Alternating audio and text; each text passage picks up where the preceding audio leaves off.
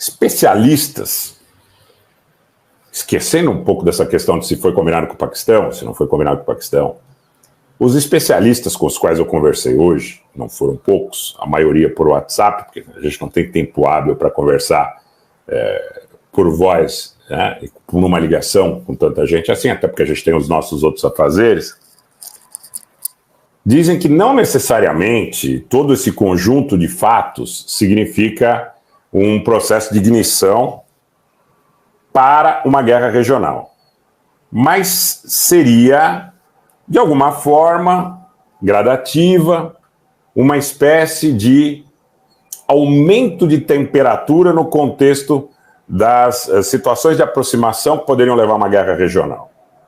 Então, trocando em miúdos para vocês, o Irã atacou no Paquistão. Não sabemos ainda se em comum acordo com o governo paquistanês ou não. Saberemos mais do que por falas, por aspectos práticos que ocorrerão nos momentos posteriores. Pois bem, os grupos atingidos no Iraque, na Síria e no Paquistão reclamam de assassinatos seletivos contra suas lideranças. Inclusive no Paquistão, alguns líderes desse grupo separatista sunita dizem que famílias de líderes foram assassinadas, o que também era a queixa dos líderes do Hezbollah no sul do Líbano, que estavam tendo suas casas atingidas pelo exército israelense. Então, nos parece que o Irã deu uma resposta conforme nós antevíamos, porque tinha duas possibilidades, né? Os assassinatos seletivos escalariam, sem que houvesse nenhum tipo de repercussão, ou, havendo alguma repercussão, entender-se-ia que existe um chamado equilíbrio do terror, ou seja, o Irã também tem poder dissuasório, o Irã também promove assassinatos seletivos, e na medida em que ele tem suas autoridades militares, conselheiros políticos atingidos, ele vai atingir os conselheiros políticos, militares e líderes políticos dos países ou dos serviços especiais que estão organizando as operações contra o Irã. E o Irã me parece que deu esse passo. Tá? Deixa eu tentar, Poliane. A população apoia o governo do Paquistão. O Paquistão é um país também muito, muito, muito heterogêneo, tá? O que acontece no Paquistão é que você tem, tradicionalmente, se nós remontarmos ao período da invasão do Afeganistão pelos Estados Unidos, você tem membros nos serviços especiais que são muito ligados a esses radicais sunitas. Não por acaso, a palavra madraça, escola, quando você tinha aqueles radicais do Bin Laden e tal, sunitas todos, né? Você tinha o relato que eles vêm da madraça. Essas madraças, majoritariamente, eram no Paquistão e não no Afeganistão.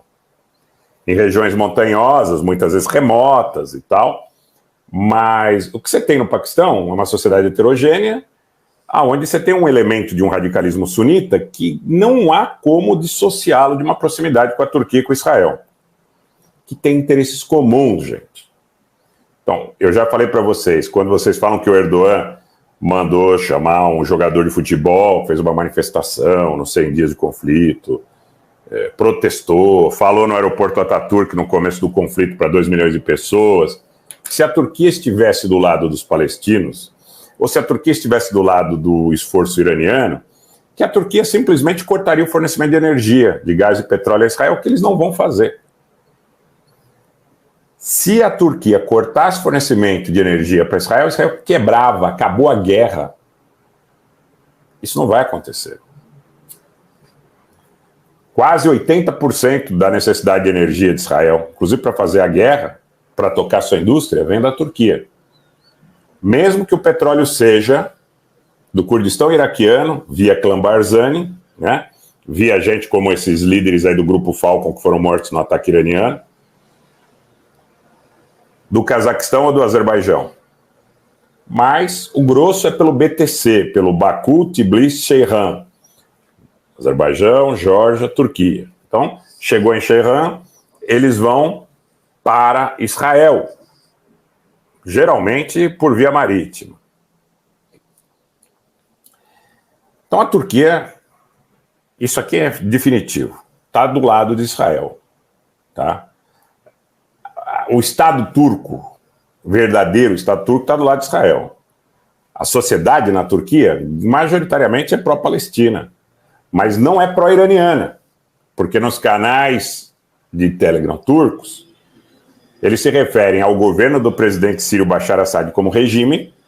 A Turquia não tem relações diplomáticas com a Síria e tem com Israel. Então, o público sírio, ciente dessa situação, enfrenta as vicissitudes desse comportamento na região de Idlib, nas regiões do chamado chifre curdo do Rojava. Hoje eu vi um mapa que diz que o serviço secreto turco estima que para que a Turquia tenha segurança, na realidade é uma política expansionista.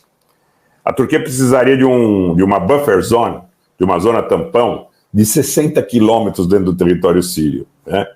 Então, assim, o Erdogan, ele está louco para beliscar Idlib, está louco para beliscar regiões curdas ali do norte e nordeste da Síria, ele está louco para beliscar regiões onde você tem uma população turcomana expressiva, também no Iraque, como em Kirkuk, que é uma região petrolífera. Tá? Então, dissociem a Turquia do Irã. A Turquia está de um lado, o Irã está de outro. A Turquia, se pudesse, se beneficiaria de uma fragmentação do Irã, porque tem ambições territoriais históricas, não apenas no Cáucaso Azeri, mas tem ambições territoriais históricas também na Tabriz, né, Márcio? Você conhece bem essa causa iraniana.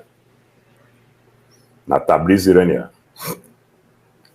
Então, o público turco é inimigo do Irã, mas apoia majoritariamente a Palestina. O público turco, esse público fanatizado, aliado dos terroristas de Idlib, ele é contra o governo sírio. Ele é contra o Hezbollah, mas ele é a favor do Hamas. Porque nas costuras entre sunitas e xiitas, por fator de aproximação, o trabalho foi da China, que, preocupada com a possibilidade de que um expansionismo turco possa chegar às suas fronteiras, à província de Xinjiang, que tem populações turquificadas, sunitas, os famosos uigures. Então, quem é a grande potência, o grande fator de contraponto ali no Oriente Médio à questão do expansionismo turco? O Irã e a China. O Irã e a China têm interesses consorciados. E mesmo a Índia, vamos complicar um pouco mais essa história, tendo rivalidades históricas com a China, disputas, questão do Everest, fronteira e tal, a Índia também tem problemas com o Paquistão, na Caxemira, e com o extremismo sunita, que é patrocinado a partir de Ankara e a partir do MIT. E a Nayana Souza está colocando um ponto que é fundamental. O Irã já entendeu o jogo. O Irã sabe que a Turquia, que Israel e que os Estados Unidos querem derrubar seu governo.